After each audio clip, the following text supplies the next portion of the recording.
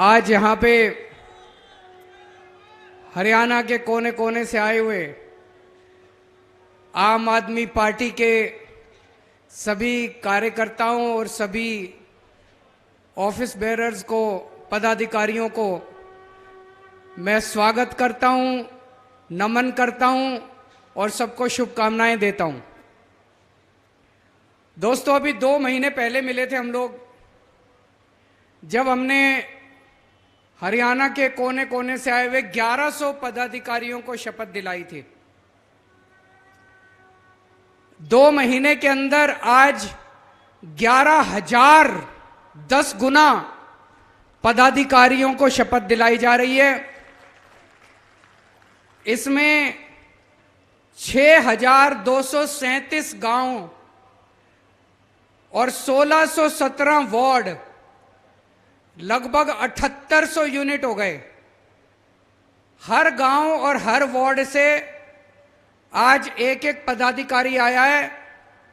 तो आप सोच सकते हो, आम आदमी पार्टी का संगठन हरियाणा के हर गांव में पहुंच चुका है और हर वार्ड में पहुंच चुका है।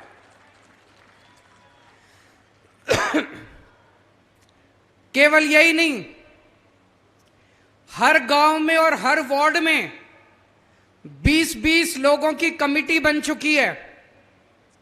अगले 1 महीने के अंदर इन सारी कमेटियों की ट्रेनिंग होगी, गांव-गांव में बदलाव यात्रा निकलेगी, पूरे हरियाणा में बदलाव यात्रा निकलेगी और 1-1.25 महीने के बाद ये जो 20-20 लोगों की कमेटी बनी है, ये भी पदाधिकारी हैं, इन सारे पदाधिकारियों की लगभग 1.25 लाख पदाधिकारियों की दिसंबर के महीने में शपथ ग्रहण करवाया जाएगा।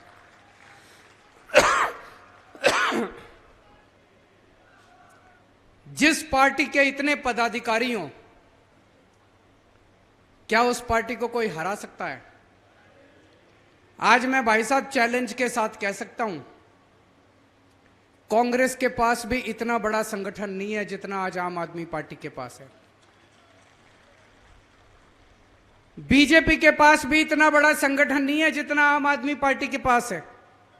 इतना बड़ा तो छोड़ो, मुझे लगता है इसका 10वां हिस्सा भी नहीं है उनके पास जितना आज आम आदमी पार्टी का संगठन तैयार हो चुका है। और संगठन हवा में नहीं बनता, संगठन में हड्डी होती है, खून होता है। संगठन तब बनता है जब लोगों को उस संगठन से, उस पार्टी से उम्मीद होती है। आज अगर कांग्रेसी या आज अगर भाजपा वाले गांव-गांव में जाएं और कहें हम संगठन बनाना चाहते हैं, जुड़ो हमारे साथ, कोई नहीं जुड़ने वाला। आज जब आम आदमी पार्टी का कार्यकर्ता घर घर में जाता है तो हर घर का बच्चा कहता है मैं भी जुड़ूंगा, मैं भी जुड़ूंगा, मैं भी जुड़ूंगा। क्यों? आम आदमी पार्टी से उम्मीद है लोगों को। मैं डॉक्टर संदीप पाठक से बात कर रहा था। डॉक्टर संदीप पाठक हमारे पार्टी के राष्ट्रीय संगठन महामंत्री हैं और जिस तरह से वो जमीन पे काम करते हैं संगठन बनाने का, ये भी एक कला है संगठन बनाना। तो मैं उनसे पूछ रहा था हरियाणा का क्या माहौल है। वो कहते हैं भाई साहब, मैं ज्यादा बड़ी बात नहीं करूंगा, लेकिन जो माहौल पंजाब में चुनाव के दिनों में था, बोले जी आज हरियाणा के अंदर उससे 10 गुना ज्यादा माहौल है जितना पंजाब के अंदर था। और मैं डॉक्टर संदीप पाठक की असेसमेंट की इज्जत करता हूं क्योंकि ये जमीन पे रह के काम करते हैं। तो आज पूरी जिम्मेदारी के साथ मैं स्टेटमेंट देना चाहता हूं। दिल्ली के लोगों ने मिलकर पहली आम आदमी पार्टी की सरकार दिल्ली में बनाई थी। पंजाब के लोगों ने मिलकर दूसरी आम आदमी पार्टी की सरकार पंजाब में बनाई थी। 2024 के अंदर हरियाणा के लोग मिलकर हरियाणा के अंदर तीसरी आम आदमी पार्टी की सरकार बनाने जा रहे हैं। नोट कर लेना मेरी ये बात आज।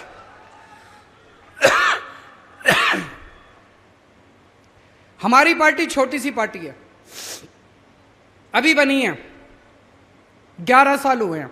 11 साल कुछ भी नहीं होते। 11 साल तो भाई साहब, कितने लोगों से मैं मिलता हूं, एक एमएलए बनने के अंदर चप्पल घिस जाती है, जूते घिस जाते हैं, पूरी जिंदगी बीत जाती है, तब बड़ी मुश्किल से कोई एमएलए बनता है। ये तो पुराने जमाने में, पुराने जन्म में कोई पुण्य किए होंगे हम लोगों ने, कि 11 साल के अंदर इस देश के लोगों ने इतनी प्यार दिया, इतना विश्वास किया, इतनी मोहब्बत दी हम लोगों को। मात्र 11 साल में इस छोटी सी पार्टी की 2 राज्यों के अंदर सरकार बन गई। गुजरात में 5 एमएलए आ गए, गोवा में 2 एमएलए आ गए, राज्यसभा में 10 एमपी आ गए, लोकसभा में 1 एमपी आ गया और राष्ट्रीय पार्टी का दर्जा मिल गया। ये छोटी पार्टी नहीं, छोटी बात नहीं। आज पूरे देश में तीसरे नंबर पे तीसरी बड़ी पार्टी, मात्र 11 साल में तीसरी बड़ी पार्टी आम आदमी पार्टी बन गई है बीजेपी और कांग्रेस के बाद। मोदी जी इसी बात से घबराते हैं, मोदी जी इसी बात से घबराते हैं कि जितनी स्पीड से ये आम आदमी पार्टी चल रही है, अगर ये इसी स्पीड से चलती रही तो एक दिन इन सारी दूसरी पार्टियों का सुपड़ा साफ कर देगी, जैसे दिल्ली और पंजाब में कराया। मोदी जी केजरीवाल से नहीं घबराते, आम आदमी पार्टी से नहीं घबराते, मोदी जी आप लोगों की ताकत से घबराते हैं, जनता की ताकत से घबराते हैं। जनता के अंदर जो उम्मीद पैदा की है आम आदमी पार्टी ने, आज तक 75 साल में अगर ये पार्टियां काम कर लेती, आम आदमी पार्टी की क्या जरूरत थी? आप खुद सोच के देखो, दिल्ली में जब हम चुनाव लड़े, लोगों ने हमको क्यों वोट दिया? उसके पहले तो हमको कहीं मौका नहीं मिला था, हमने कोई काम नहीं करके दिखाया था, कुछ नहीं करा था।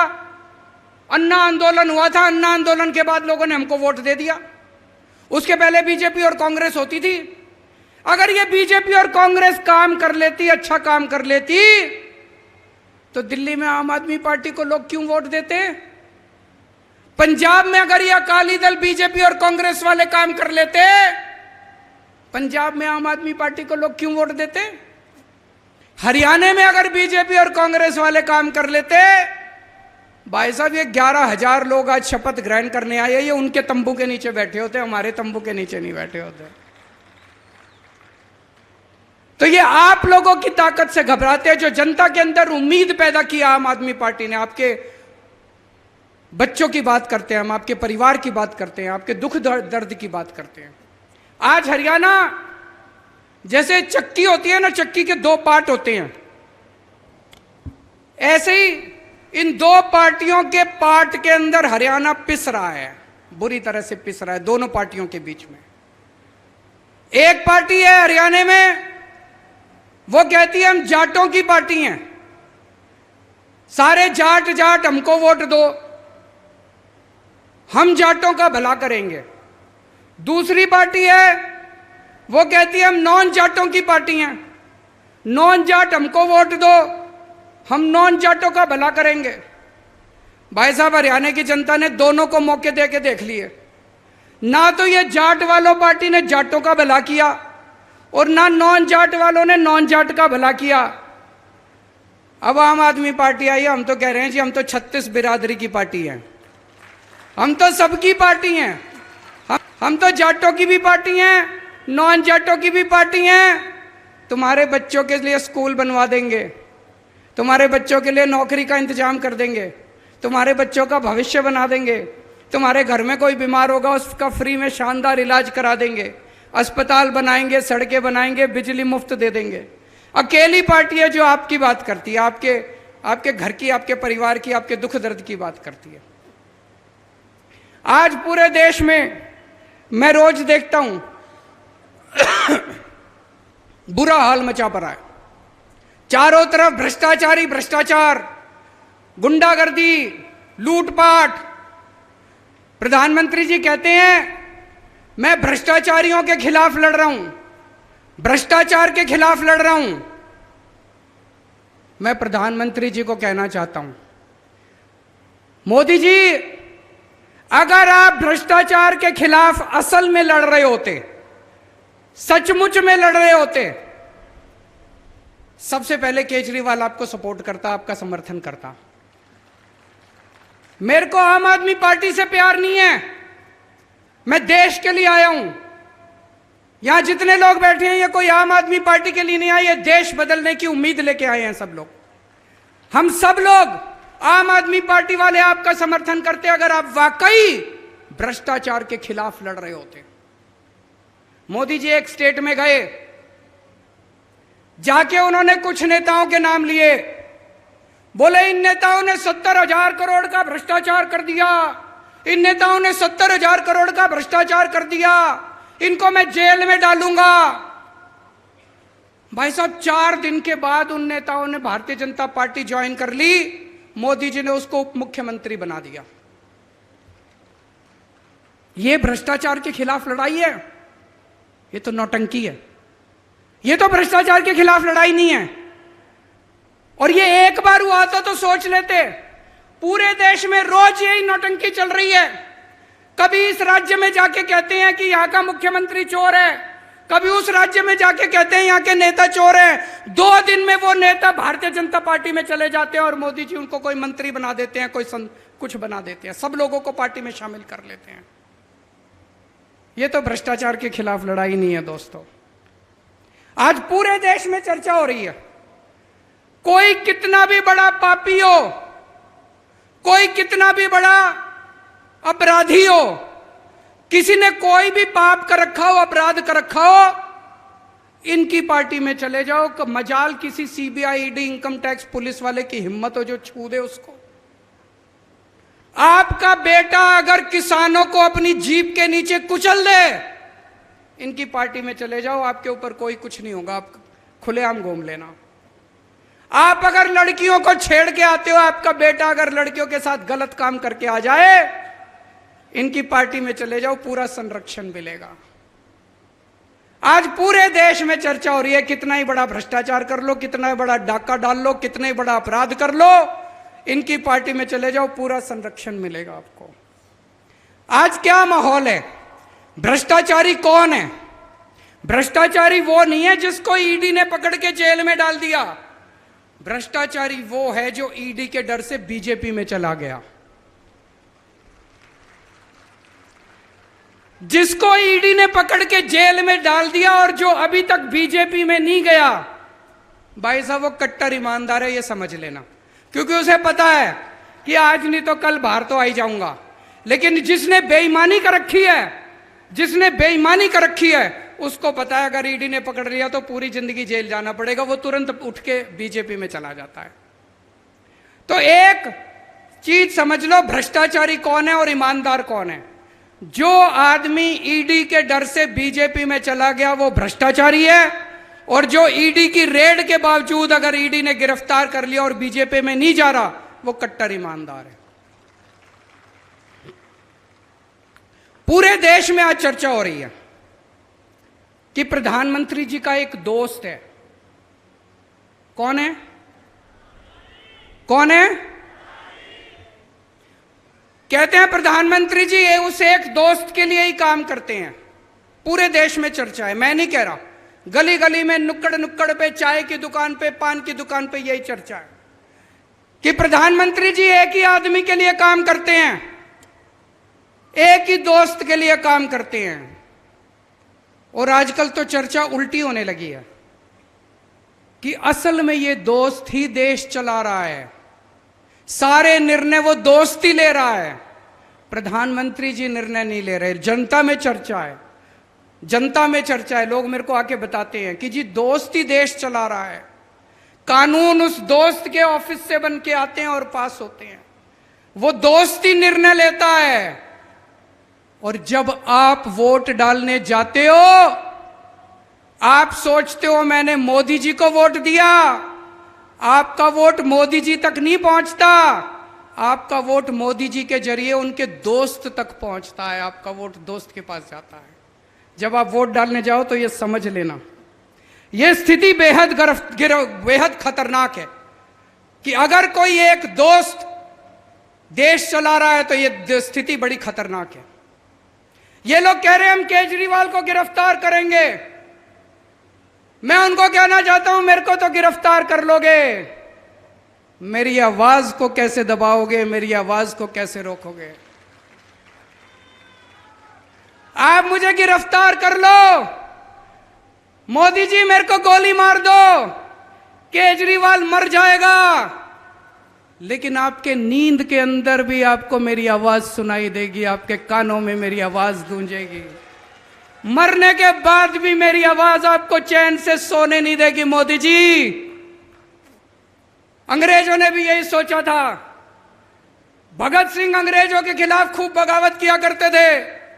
अंग्रेजों ने सोचा इसको जेल में डाल दो, उन्होंने भगत सिंह को जेल में डाल दिया। जैसे ही जेल में डाला, घर घर के अंदर भगत सिंह की आवाज पहुंच गई दोस्तों। फिर उन्होंने सोचा भगत सिंह को फांसी दे दो, भगत सिंह को फांसी दे दी। भगत सिंह के विचार और भगत सिंह की आवाज आज 100 साल के बाद भी इस देश के कोने कोने में गूंज रही है। मैं मोदी जी से पूछना चाहता हूं, मेरे को गिरफ्तार तो कर लोगे, मेरी आवाज को कैसे रोकोगे? मेरे विचारों को कैसे रोकोगे? मेरी सोच को कैसे रोकोगे? मैं उनको कहना चाहता हूं, मेरे को फांसी तो दे दोगे, गोली तो मार दोगे। कहते मोदी जी के खिलाफ बहुत बोलते हो तुम, प्रधानमंत्री के खिलाफ बहुत बोलते हो तुम। तो आज मैं एक पेशकश करना चाहता हूं प्रधानमंत्री जी को। प्रधानमंत्री जी, मैं आपका समर्थन करूंगा, पूरी आम आदमी पार्टी आपका समर्थन करेगी। आप ये एक दोस्त की वो क्या कहते हैं, नौकरी करना बंद कर दो, दोस्त की दोस्ती छोड़ दो। 140 करोड़ लोगों के लिए काम करना चालू कर दो। ये दोस्त के लिए काम करना बंद कर दो। ये चोर उचक्के भ्रष्टाचारियों को संरक्षण देना बंद कर दो। इनको अपनी पार्टी के अंदर जितने चोर उचक्के बैठे हैं उनको सबको जेल भेज दो। देखो, मैं तो क्या, ये सारा देश आपका साथ देगा।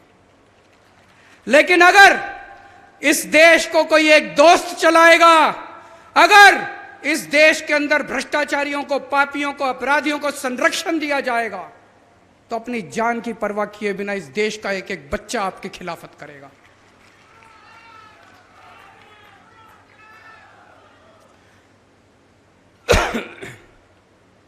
आज इन्होंने क्या सिस्टम बना रखा है? इनका सिस्टम यह नहीं है कि भ्रष्टाचारियों को पकड़ना है, ये चुन चुन के देखते हैं कौन प्रधानमंत्री जी के खिलाफ बोल रहा है। लिस्ट बना लेते हैं, जो जो प्रधानमंत्री के खिलाफ बोलता है उसके खिलाफ कुछ ढूंढो। फिर सीबीआई को फोन जाता है, इसके संजय सिंह के खिलाफ ढूंढो। संजय सिंह का क्या कसूर था? संजय सिंह का कसूर था कि संजय सिंह ने संसद के अंदर प्रधानमंत्री जी के खिलाफ आवाज उठाई थी। संजय सिंह के खिलाफ कुछ ढूंढो, इसके खिलाफ कुछ ढूंढो। अगर कुछ नहीं मिलता तो कहते हैं कुछ मारो, किसी को पीटो, इसके घर में सबूत डाल दो, फर्जी केस बना दो और पकड़ के उसको जेल में डाल दो। यह सिस्टम आज इन लोगों ने बना रखा है। ऐसे देश तरक्की नहीं कर सकता दोस्तों। आज ये शपथ लेने के बाद आप लोगों को घर घर जाना है, पूरे हरियाणा के अंदर एक एक घर में जाना है। डरना नहीं है, मन से डर निकाल देना। आप में से एक एक आदमी को भगत सिंह बनना है। ये कहते हैं हम केजरीवाल को गिरफ्तार कर लेंगे, ये इतने सारे जो सामने बैठे हैं सारे केजरीवाल है, किस किस को गिरफ्तार करोगे?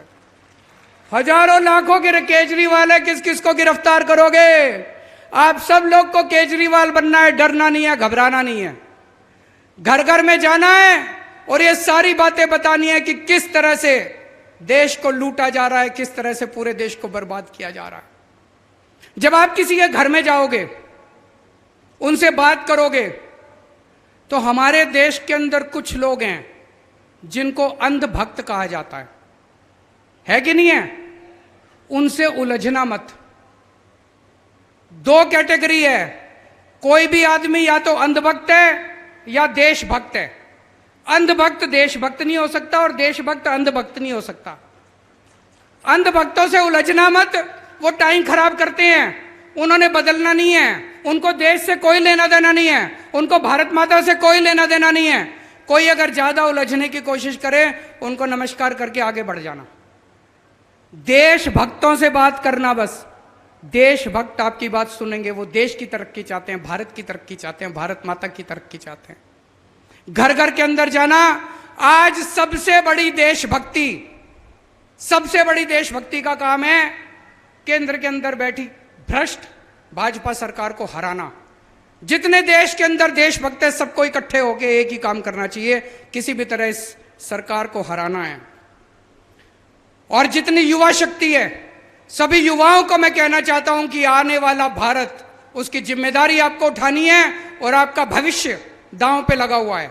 सभी युवाओं को मैं आज अपील करना चाहता हूं कि ज्यादा से ज्यादा संख्या में आम आदमी पार्टी के साथ जुड़े, इस देशभक्त पार्टी के साथ जुड़े, कट्टर ईमानदार पार्टी के साथ जुड़े।